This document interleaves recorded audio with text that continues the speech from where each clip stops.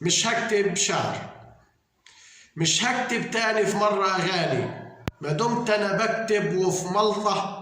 أحوال الدنيا بقت خلطة، من جاري بس ومين سامع، ده الحرف بينزف بمدامع، والكون ده فراغ أحواله غريبة، جواه تغريبة، حاسس إني ما بين أموات والوحدي بعاني.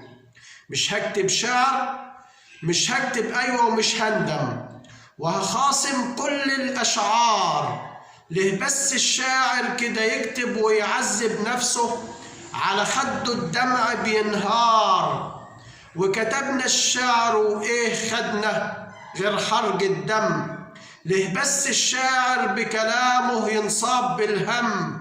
مش منطق أبدا لما نكتب ونقول أفكار مليانة بهجة وتفريح، بتداوي في حزن المجاريح، وبتعزف على لحن الشوق، وبتطلع بالحلم الفوق، بتشع الحكمة على الدنيا زي الأنوار.